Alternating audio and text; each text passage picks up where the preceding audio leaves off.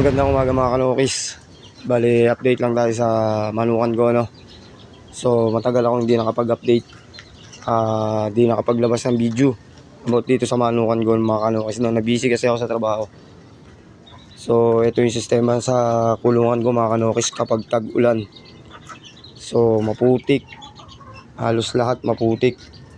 Kasi halos ilang linggo rin umuulan. Bali, ito yung nagiging sistema mga kanukis, no?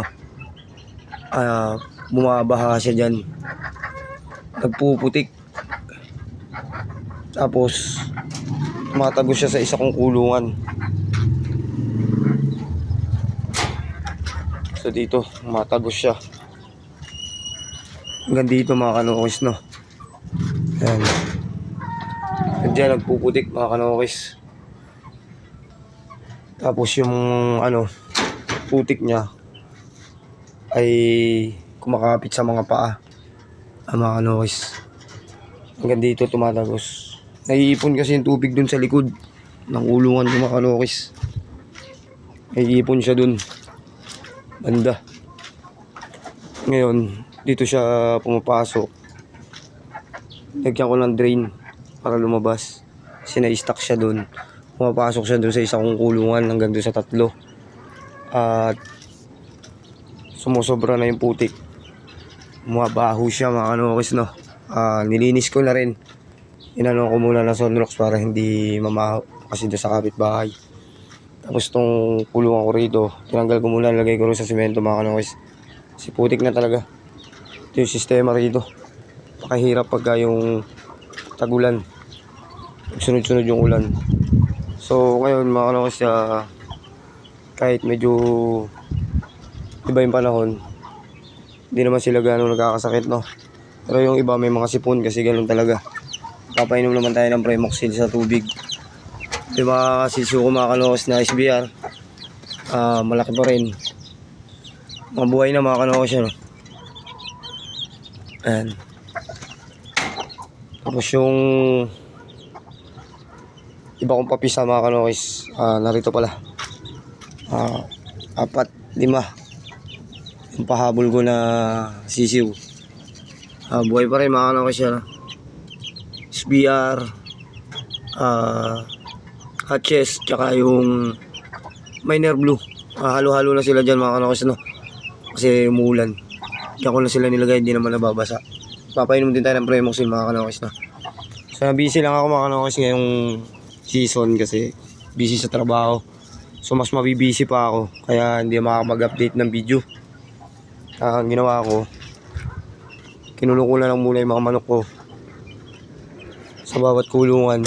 Wala akong nakagala ngayon. Papakainin na lang siya muna ng aking nanay. Sa kanya ko muna ito ipapalaga mga kanukis.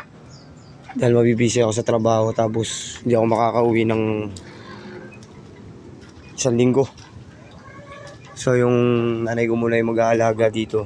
Hindi muna ako makakapag-breed kung ano pa rin yung mga ko rito, ito lang muna. So kung di na ako busy, makasikaso ko na to. Siguro ito papaayos ko to. Pasisimento ko to tsaka ko lalagyan ng buhangin para kahit umulan hindi siya magpuputik. Pasimento ko yung mga flooring. Yan siguro yung mga gagawin ko dito mga kanukis, no?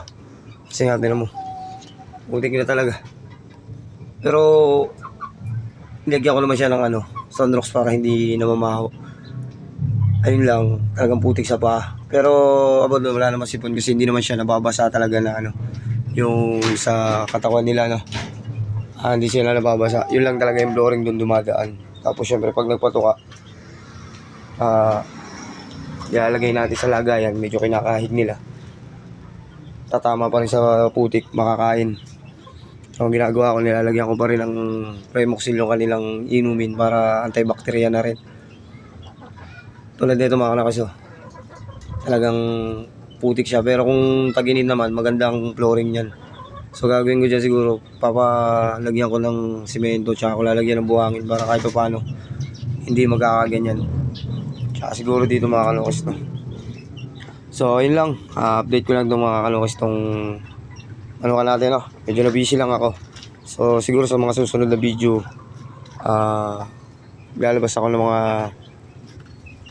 bago dito. Kasi sigurado naman ito pag ano ko, malalaki na to. So, malalaki na rin naman yung iba. Mga kanokis, no? Mga dati kong pasisiw. So, ilang. Kita sa susunod na video mga kanokis.